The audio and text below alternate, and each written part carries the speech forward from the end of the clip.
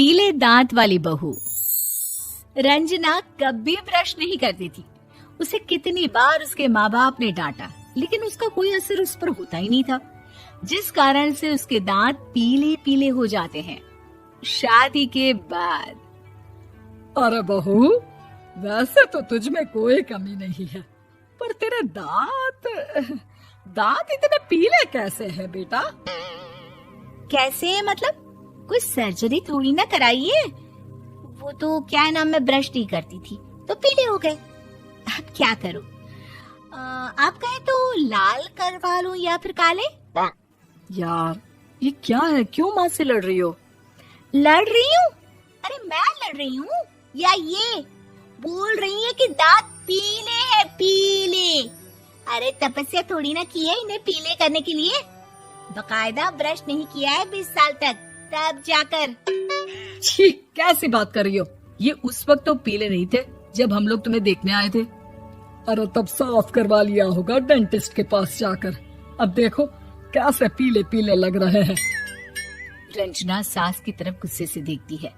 फिर शुरू हो गई पीले पीले पीले। अरे पीले तो तब भी थे जब मेरे हाथ का रसगुल्ला उड़ा उड़ा कर खा रही थी और बोल रही थी, लड़की नहीं गुणों का खजाना दे रहे भाई साहब आप। खैर, अब वो लोग करते भी तो क्या करते, पीले दांत वाली बहू पल्ले पड़ी थी तो झेलना तो था ही। एक दिन कीर्तन में रंजना गाना गा रही थी। अरे कमला बहन, माँ का द्वार है, यहाँ तो सब शुद्ध होकर आते हैं, फिर अपनी बहू को ब्रश भी नहीं करवाती तुम। दूर से पीले पीले दांत भक्ति में बाधा उत्पन्न कर रहे हैं। अरे कोई 2 साल के बच्चे थोड़ी ना लेकर आई हूँ मैं बहू बनाकर। अच्छी खासी लड़की है, अरे कैसे करवाऊं ब्रश? ये तो उसे खुद करना चाहिए ना। अब माँ बाप तो इसके जैसे तैसे निपटा दिए, ये नहीं सोचा कि सास कैसे संभालेगी। सास बहू को लेकर घर आ जाती है, लेकिन सोच लेती है कि अब इसे लेकर कहीं नहीं जाएगी। अगले रोज बहू कहती है, अरे क्या हो गया, मंदिर नहीं जाना क्या? कीर्तन का वक्त हो रहा है। मेरी मधुर वाणी से कान्हा जी जागते हैं और सोते हैं। आप तो जानती है ना उनकी भक्ति में कितना मन लगता है मेरा। वो क्या है ना, तबीयत ठीक नहीं लग रही है मेरी, आराम करूंगी मैं। तबीयत ठीक नहीं लग रही? अभी तो मिथुन के गाने पर नाच रही थी आप, और अब बोल रही है कि तबीयत ठीक नहीं लग रही। अरे भक्ति में मन लगा लो सासू माँ, ऊपर जाना है, क्या मुंह दिखाओगी आप? हाँ? सास को बहू की बात पर गुस्सा आ जाता है। मैं क्या मुंह दिखाऊंगी, इसकी चिंता तो ना कर, समझी? अपने मुंह की चिंता कर, जो ये पीले पीले दांत लेकर हर जगह पहुंच जाती है। पता है लोग कितना मजाक बनाते हैं। ना जी ना, मैं नहीं जाना कहीं तेरे साथ। तो ये बात है, कोई ना, मत जाओ, मैं अपने कमरे में ही बैठकर भक्ति कर लूंगी। ऊपर वाला दांत थोड़ी ना देखता है, मन देखता है, भावना देखता है। और अरे बस बस, तू सब कुछ दिखा, बस ये सफेद चमकदार दांत ना दिखाना किसी को, है? जा यहाँ से। बहू को सास की बात का कोई फर्क नहीं पड़ता, वो तो जैसी थी वैसी ही रह जाती है। सुबह नहाकर किचन में खाना बनाना, फिर खाना खाना, कीर्तन भजन करना और सो जाना। एक दिन, माँ जी मैं सहेली के घर जा रही हूँ, शाम को लेट आऊंगी। हाँ हाँ तो जाना, मैंने कौन सा तेरी आरती करनी है घर पर बैठकर। रंजना सहेली के घर जाती है, जहाँ वो पार्टी में जाने की तैयारी कर रही होती है। अरे शिखा, कहाँ जाने की तैयारी कर रही है? मैं गलत वक्त पर आ गई क्या? अरे नहीं यार, उल्टा सही वक्त पर आई है। मैंने ये साड़ी और ज्वेलरी निकाली है यार, शाम को इनके ऑफिस की एक पार्टी में जाना है। बताना कैसा लग रहा है ये सब? नहीं यार, इस ड्रेस के साथ तो वो वाली ज्वेलरी अच्छी लगेगी। हाँ हाँ सही बोल रही है, मैंने ध्यान ही नहीं दिया। वैसे तो हमेशा से मस्त फैशन सेंस रखती है। तो बड़ा जाती होगी ना पति के साथ पार्टी में। रंजना कुछ नहीं बोलती, बस सोचती है कि यार काश ये बात सही हो जाती, पर मैं क्यों नहीं जाती पार्टी में? क्या इन लोगों की कोई पार्टी होती नहीं होगी?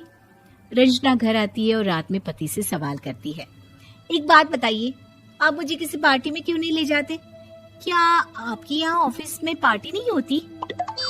पति बेचारा क्या कहता कि दांत पीले हैं तुम्हारे इसलिए। अरे कोई पार्टी होती नहीं हम लोगों के ऑफिस में, तो कहाँ से लेकर जाऊं?